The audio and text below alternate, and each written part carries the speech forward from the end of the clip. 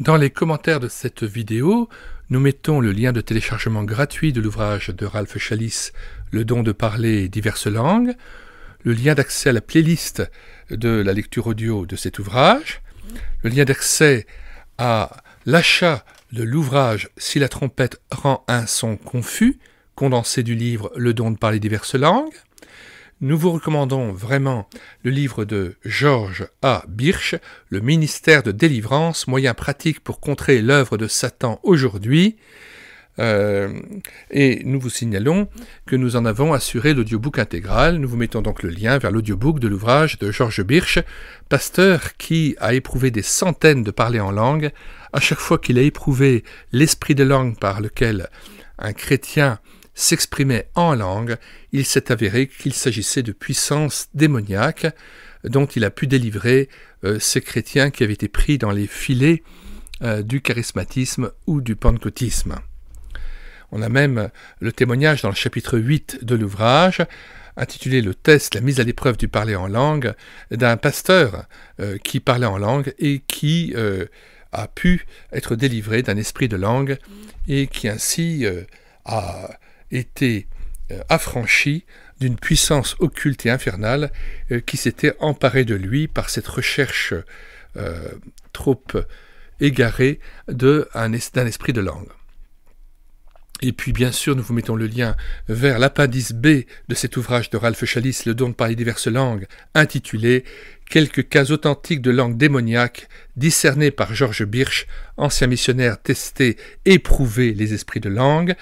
Nous vous mettons aussi bien le lien vers le texte que vers l'audiobook de ce passage de George Birch, ami de Ralph Challis. Et dans cet appendice B, bien Ralph Challis lui laisse la parole et le témoignage des expériences qu'il a pu vivre lors de cures d'âme et de séances d'entretien avec des chrétiens, au cours desquels il a pu affranchir des chrétiens affligés de cet esprit de langue et il a pu chasser les démons qui les avaient envahis et s'étaient emparés d'eux. Un ouvrage fort précieux aussi, celui de G.H. Lang, Les origines du parler en langue, et cet ouvrage s'intitule « D'où viennent ces langues ?»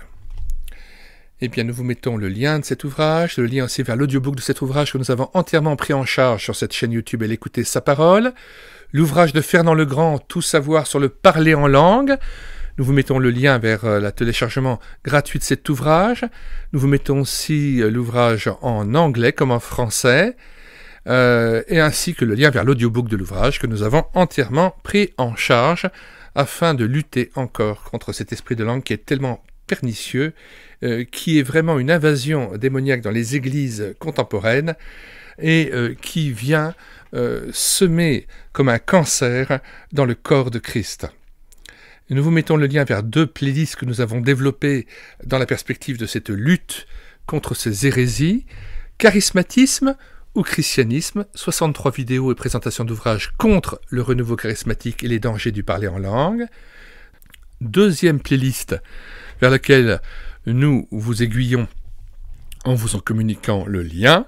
Pentecôtisme ou christianisme, faux Saint-Esprit, faux Jésus, faux évangile. Enfin, nous vous recommandons d'acheter l'ouvrage à la Maison de la Bible Occultisme ou christianisme. Mais nous avons pris en charge intégralement l'audiobook de cet ouvrage. Et enfin, nous avons sauvé de l'oubli l'ouvrage de H.E. Alexander ou Hugues-Édouard Alexander, Pentecôtisme ou christianisme. Il n'est pas à vendre à la Maison de la Bible, nous l'avons numérisé, nous l'avons mis à votre disposition sur le site internet médiathèquechrétienne.fr. Nous vous en donnons le lien, ainsi que le lien de l'audiobook de cet ouvrage que nous avons pris en charge aussi. L'ouvrage aussi de Kurt Korsch, Le conflit des langues. Nous allons lire maintenant donc toute une série de textes vous mettant en garde sur les faux prophètes et les esprits séducteurs qui se présentent sous une apparence apparemment avantageuse. Et nous commençons bien sûr par le passage de 1 Jean 4, versets 1 à 6, l'ordre donné par Dieu, par la bouche de l'apôtre Jean, de tester tout esprit et de ne pas y faire confiance. Tout esprit qui confesse Jésus-Christ venu en chair est de Dieu. Tout esprit qui ne confesse pas Jésus-Christ venu en chair n'est pas de Dieu. C'est celui de l'Antéchrist.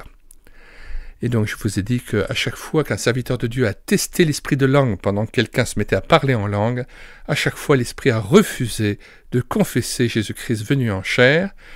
Il faut que la personne se mette à parler en langue, qu'elle soit d'accord d'être testée, et qu'à ce moment-là, le pasteur ou le chrétien interroge l'esprit par lequel la personne parle en langue et lui pose la question « Esprit de parler en langue, confesses-tu Jésus-Christ venu en chair ?» Nous lisons donc ces différents passages qui avertissent dans la Bible des esprits d'égarement et de l'extrême danger de ne plus confesser l'Évangile tel que Paul le prêchait dans 1 Corinthiens 15, versets 1 à 6. Sinon, disait l'apôtre Paul, eh bien vous auriez cru en vain. Donc, certains chrétiens ont beau pavoiser en disant « je suis sauvé par la foi, je suis sauvé par la foi, je suis sauvé par la foi », si leur foi repose sur des éléments fautifs, sur des hérésies, eh bien, ce sont des hérésies de perdition qui les entraînent à la perdition, et toute foi qu'ils ont, eh bien, c'est une foi qui les conduit à la perdition, parce que ce n'est pas le vrai évangile qu'ils confessent, et non seulement ils se perdent eux-mêmes, mais ils perdent ceux à qui ils prêchent un faux Jésus, un faux Saint-Esprit et un faux évangile. C'est extrêmement grave.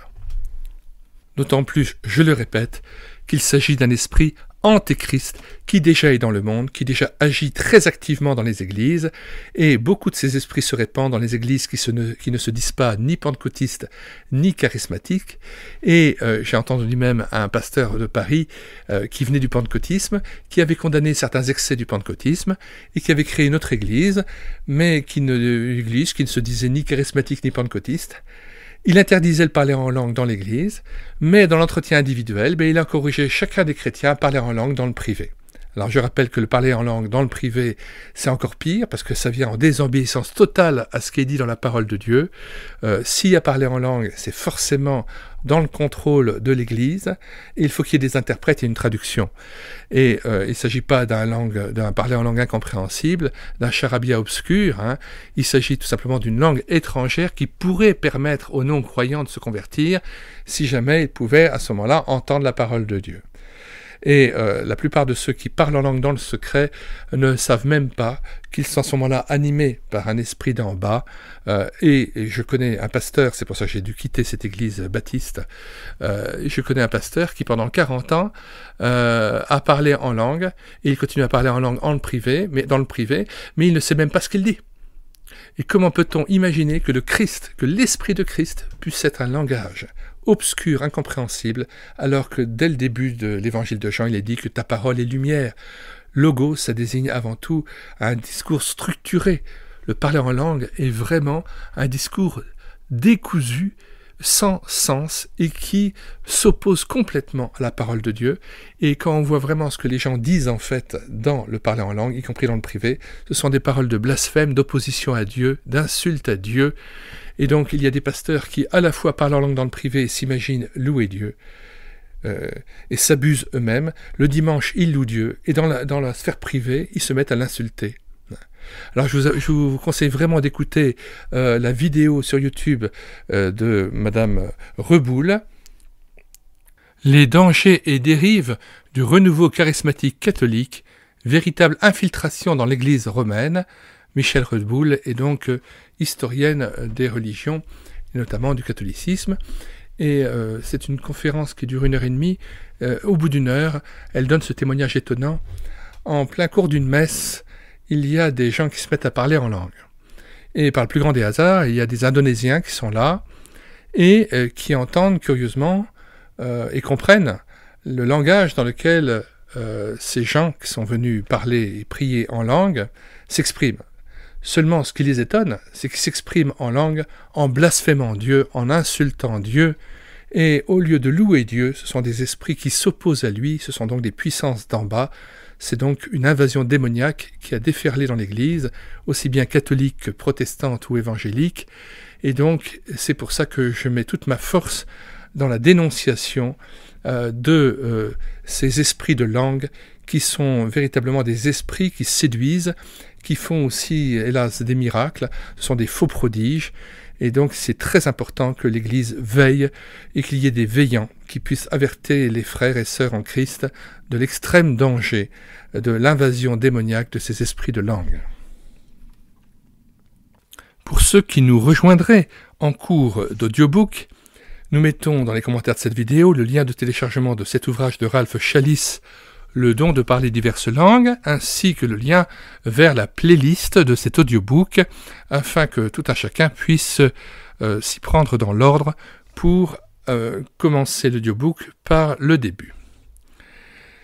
Il m'a semblé qu'il était très important de prendre en charge cet ouvrage, aussi bien par une réédition numérique. C'est pourquoi nous l'avons aussi téléversé sur notre site internet médiathèquechrétienne.fr, site que nous avons bâti en synergie avec cette chaîne YouTube et l'Écouter sa parole, afin d'assurer la réédition numérique gratuite des ouvrages chrétiens épuisés et non réédités, et de prendre en charge aussi cet ouvrage sous la forme d'un audiobook, puisque cet ouvrage étant assez long, il est possible que certaines personnes soient rebutées par l'aspect d'une lecture d'un ouvrage de presque 400 pages, mais son impact doctrinal est très important et il permet aussi de pouvoir détourner tout un chacun, tous les chrétiens, du piège du parler en langue tel qu'il est conçu actuellement dans les milieux charismatiques et pentecôtistes. C'est pourquoi nous mettons en plus dans les commentaires de cette vidéo un très grand nombre de liens vers des playlists, notamment la playlist Pentecôtisme ou Christianisme, Charismatisme ou Christianisme, et bien d'autres playlists encore d'ouvrages dont j'ai assuré l'audiobook, ou le lien vers des ouvrages que vous pouvez télécharger et qui traitent notamment de la question du parler en langue. Parmi tous ces ouvrages, le plus important, il me semble, est celui de George Birch, le ministère de délivrance, et notamment le chapitre 8, qui a trait au test ou la mise à l'épreuve de l'esprit de langue, afin de savoir si cet esprit de langue confesse oui ou non Jésus-Christ venu en chair. Alors c'est pourquoi nous terminons à chaque fois toute lecture d'un chapitre de Ralph Challis par la lecture de 1 Jean 4, versets 1 à 6, sur l'ordre que Dieu donne à son peuple de tester tout esprit, de ne pas lui faire confiance, mais de l'éprouver pour savoir s'il est de Dieu. Si un esprit ne confesse pas Jésus-Christ venu en chair, c'est l'esprit de l'Antéchrist. George Birch, après avoir, pendant toute sa carrière de pasteur, d'évangéliste et de missionnaire, eu à tester, éprouver les esprits de langue, notamment vers la fin de sa vie, il n'a jamais vu un cas où l'esprit de langue confessait Jésus-Christ venu en chair, et à chaque fois, l'esprit de langue s'avérait être blasphémateur, un esprit qui s'opposait à Dieu et qui était ténébreux, et ce n'était pas un seul esprit qui se manifestait, mais généralement plusieurs esprits mauvais qui avaient envahi le corps, l'âme et l'esprit de la personne qui s'était prêtée à cet exercice insidieux, toxique et extrêmement dangereux de se parler en langue. 1 Jean 4, versets 1 à 6. Bien-aimés, n'ajoutez pas foi à tout esprit, on voit que c'est un ordre, mais éprouvez les esprits, encore un ordre, pour savoir s'ils sont de Dieu, car plusieurs faux prophètes sont venus dans le monde. Reconnaissez à ceci l'Esprit de Dieu.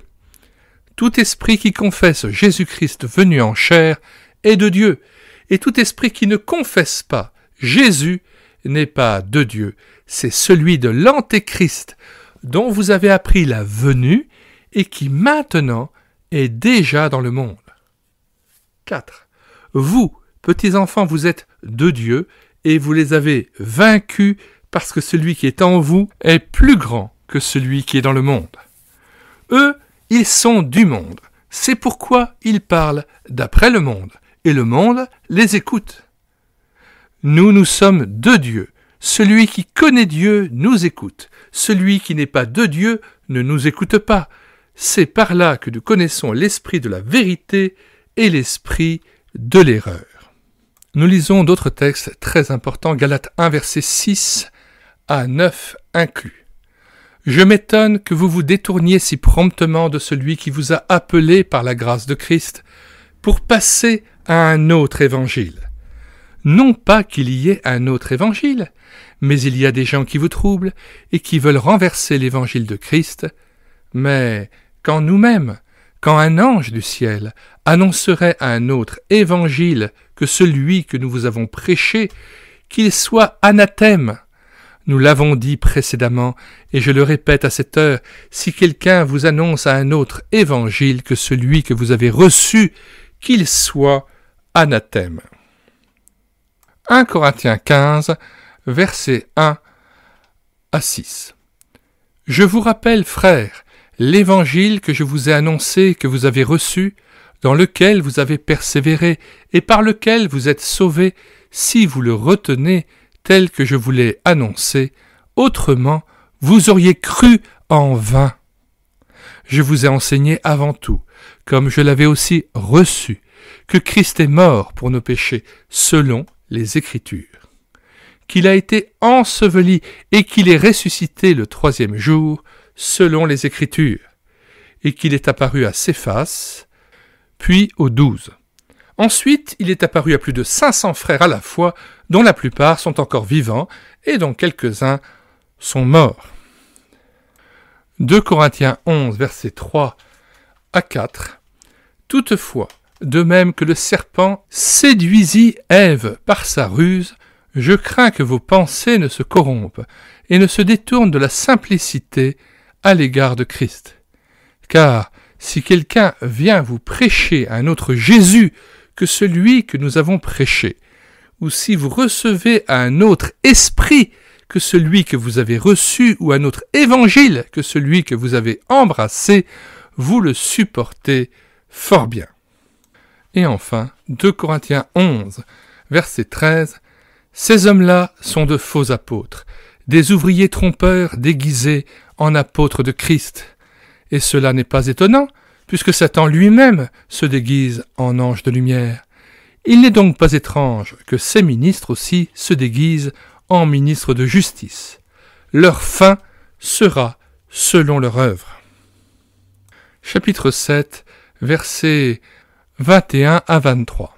« Ceux qui me disent « Seigneur, Seigneur » n'entreront pas tous dans le royaume des cieux, mais celui-là seul qui fait la volonté de mon Père qui est dans les cieux. Plusieurs me diront en ce jour-là, « Seigneur, Seigneur, n'avons-nous pas prophétisé par ton nom? N'avons-nous pas chassé des démons par ton nom? Et n'avons-nous pas fait beaucoup de miracles par ton nom?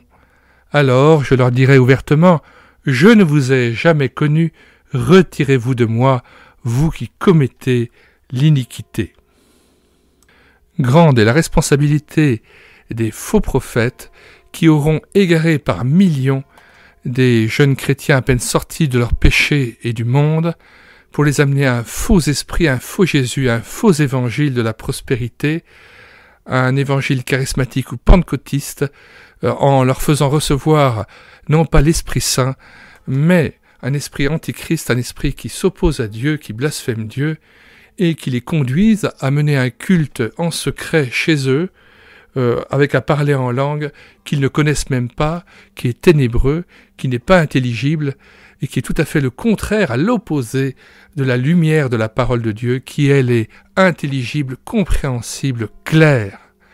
Et on a ainsi le spectacle désolant et ô combien affligeant d'une Église de Jésus-Christ, qui n'est plus animée par la foi et l'Évangile tel que Paul l'annonçait dans 1 Corinthiens, verset 15.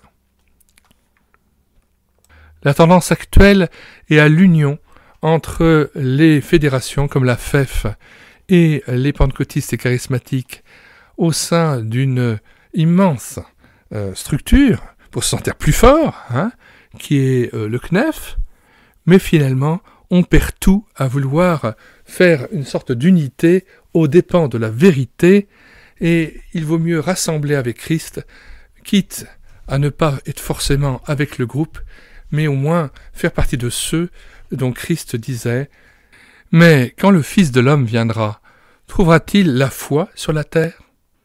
Eh bien, prions Dieu pour que le Seigneur nous garde dans cette foi simple qui plaît au Seigneur Jésus, cet attachement inspiré par la simplicité de l'évangile de Jésus-Christ, que Jésus-Christ et son Esprit Saint nous gardent afin qu'on ne s'éloigne pas de sa parole, qu'on ne rajoute pas à sa parole et qu'on n'en retranche rien.